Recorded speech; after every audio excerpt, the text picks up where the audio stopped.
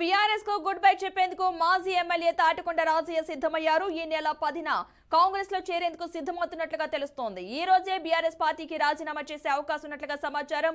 Assembly ఎన్నికల్లో sitting ఎమ్మెల్యేగా ఉన్న రాజయ్యకు గులాబీ దళపతి టికెట్ నిరాకరించారు. అసెంబ్లీ ఎన్నికల్లో స్టేషన్ ఘన్పూర్ లో కడియం శ్రీహరికి టికెట్ ఇవ్వడంతో రాజయ్య పార్టీపై అసంతృప్తితో ఉన్నారు. ప్రస్తుతం పార్లమెంటు ఎన్నికలు సమీపిస్తున్న నేపథ్యంలో రాజయ్య కాంగ్రెస్ లో చేరడం ప్రాధాన్యత సంతరించుకుంది. వచ్చే ఎన్నికల్లో వరంగల్ ఎంపీగా బరిలో దిగుతారని తాటికొండ రాజయ్య అడిగారు. ఈ క్రమంలో బీఆర్ఎస్ పార్టీ స్పందించకపోవడంతో రాజీనామా చేసినట్లుగా సమాచారం. మరి దీనిపై కాంగ్రెస్ వర్గాలు ఎలా స్పందిస్తారు, వరంగల్ టికెట్ ఇస్తారా అనే దానిపై అయితే ఆసక్తి నెలకొంది.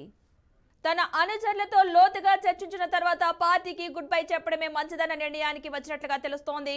ఇక ఇప్పటికే మంత్రి పొంగులేటి శ్రీనివాసరెడ్డితో చర్చలు జరిపారు. సీఎం రేవంత్ రెడ్డి సమక్షంలో ఆయన కాంగ్రెస్ లో చేరే అవకాశం ఉంది. ఇప్పటికే 5గురు బీఆర్ఎస్ ఎమ్మెల్యేలు రేవంత్ రెడ్డిని కలవడం రాష్ట్ర రాజకీయాల్లో వేడిని పెంచింది. ఇక అభివృద్ధిపై చర్చించేందుకే సీఎం ను కలిశామని చెబుతున్నా వీరి భేటీ పలు అనుమానాలకైతే తావిస్తోంది. అయితే ఆయన రాజీనామాతో వరంగల్లో రాజకీయ సమీకరణాలు మారనున్నాయి.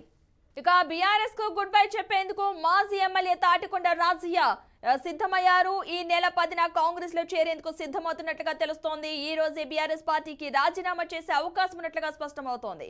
ఇక అసెంబ్లీ ఎన్నికల్లో సిట్టింగ్ ఎమ్మెల్యేగా ఉన్న రాజయ్యకు గులాబీ దళపతి టికెట్ నిరాకరించారు. అసెంబ్లీ ఎన్నికల్లో స్టేషన్ ఘన్పూర్ లో కడియం శ్రీహరికి టికెట్ ఇవ్వడంతో రాజయ్య పార్టీపై అసంతృప్తితో ఉన్నారు.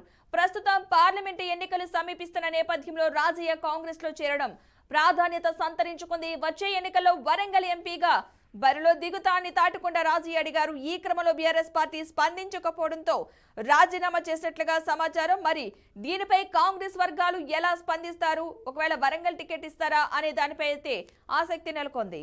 తన అనుచరులతో లోతుగా చర్చించిన తర్వాత పార్టీకి గుడ్ బై చెప్పడమే మంచిదన్న నిర్ణయానికి వచ్చినట్లుగా తెలుస్తోంది. ఇప్పటికే మంత్రి పొంగులేటి శ్రీనివాసరెడ్డితో చర్చలు జరిపారు.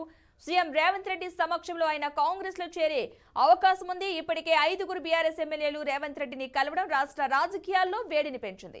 అభివృద్ధిపై చర్చించేందుకే సీఎం ను కలిశామని చెబుతున్నా వీరి భేటీ పలు అనుమానాలకు తావిస్తోంది. అయితే ఆయన రాజీనామాతో వరంగల్లో రాజకీయ సమీకరణాలు మారనున్నాయి.